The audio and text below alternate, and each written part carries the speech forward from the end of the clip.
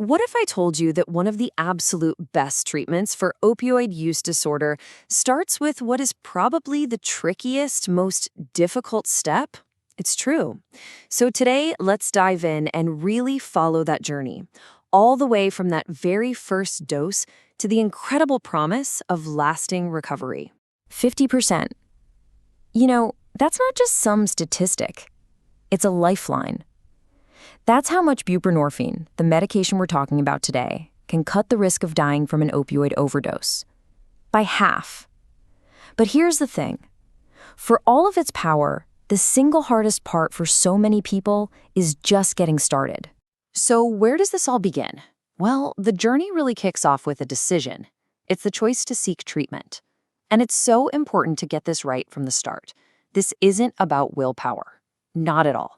It's about treating a recognized medical condition with a proven medical solution. Okay, but before we jump into the solution, we've got to be on the same page about the problem itself. So what exactly is opioid use disorder? OUD. It's a term that gets thrown around a lot, but what does it actually mean, clinically speaking? Let's be really clear here. This is not a moral failing. It's a diagnosable medical condition, period. The official diagnostic manual for mental health, the DSM-5, lays out very specific criteria. We're talking about things like loss of control, intense cravings, and using even when it's causing real harm.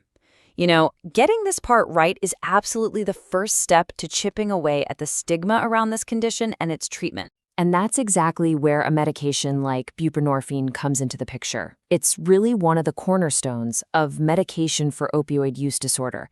It's a tool. A powerful, evidence-based tool that gives people a real chance to stabilize their lives and actually begin the hard work of recovery.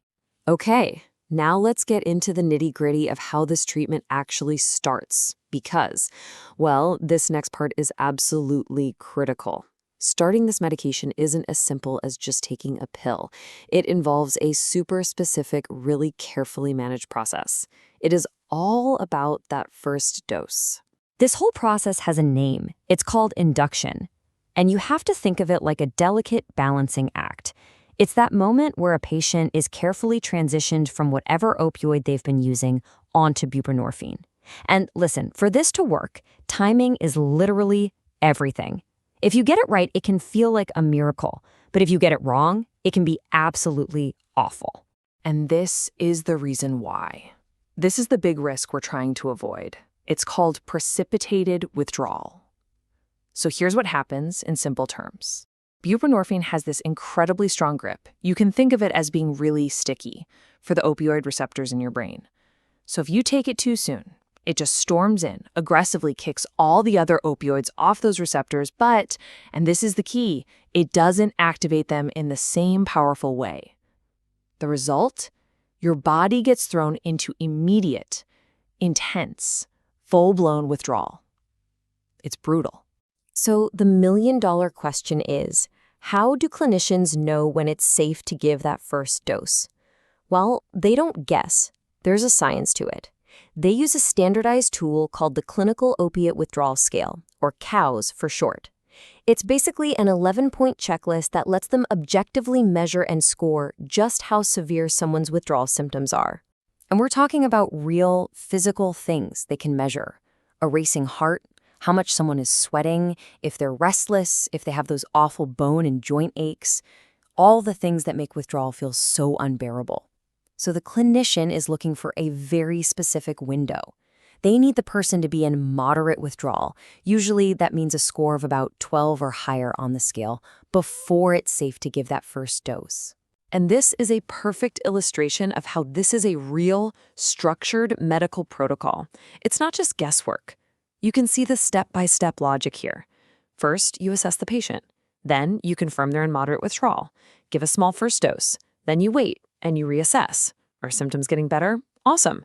If not, you can give another small dose. The whole thing is built around one central idea: patient safety. Okay, so we've gotten through that tricky first dose safely. Now, how does this stuff actually work in the brain to help someone recover? Well, the science behind it can get a little complicated, but there's a really simple and powerful analogy that makes it all make sense. Right. Just imagine that the opioid receptors in your brain are like prime parking spots in a very busy city. When those parking spots are empty, that's when a person feels withdrawal and those intense, overwhelming cravings. So the goal is simple. We need to fill those spots safely. So, full agonists. We're talking about drugs like heroin, fentanyl, or oxycodone.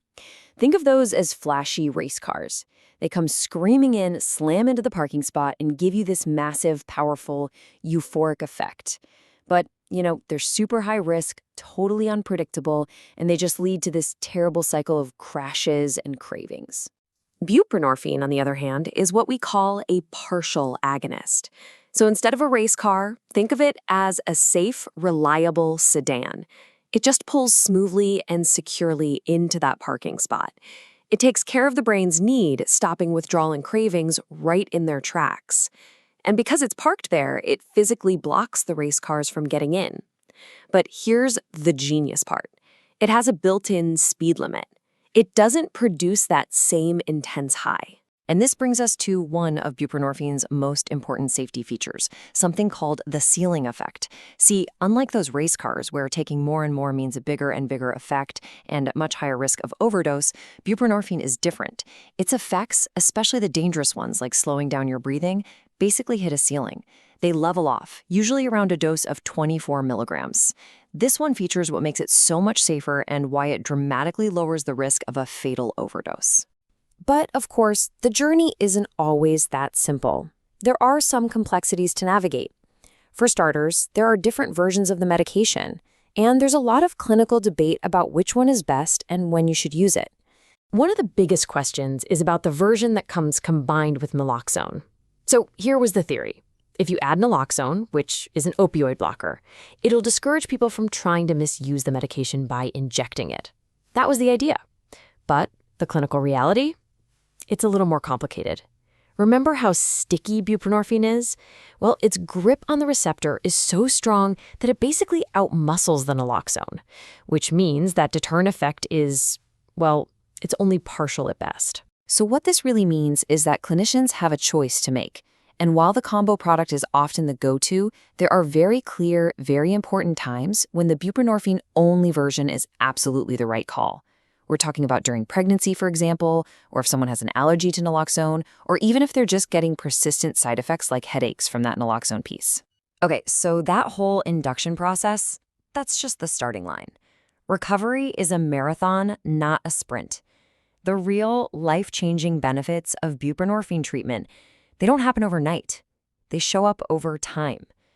The goal here is maintenance. It's about long-term stability. And this really gets to the heart of it. The whole point of long-term treatment isn't just to get someone through withdrawal. It's about creating a new normal, a stable foundation where cravings are under control, withdrawal is a thing of the past, and a person can finally, fully re-engage with their life, with their job, with their family, with everything. And you don't have to take my word for it. The data on this is just incredible. Look at this. This comes from a big study of Medicaid patients. And what it shows is just, wow. When you compare people who were in treatment for about 6 months to those who stayed for 15 months or longer, the difference is huge. We're talking massive drops in overdose events, in hospital stays, in ER visits. So the takeaway is simple. Duration matters. It matters a whole lot.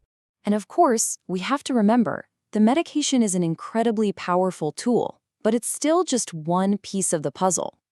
Real, lasting recovery is best supported by a whole team. It's not just the doctor prescribing the medicine. It's therapists for mental and behavioral health, social workers helping navigate life's other challenges, pharmacists, the whole team. It's all about comprehensive care. Not too long ago, the federal government got rid of something called the X waiver, and what that did was make it way easier for pretty much any clinician who can prescribe controlled substances to also prescribe buprenorphine. So access is expanding, which is fantastic news. But it leaves us with a really big question, right? A question for all of us. How do we build up the systems of support, not just medical support, but social support too, to help more people not just start this journey, but to actually stay the course and find that lasting recovery?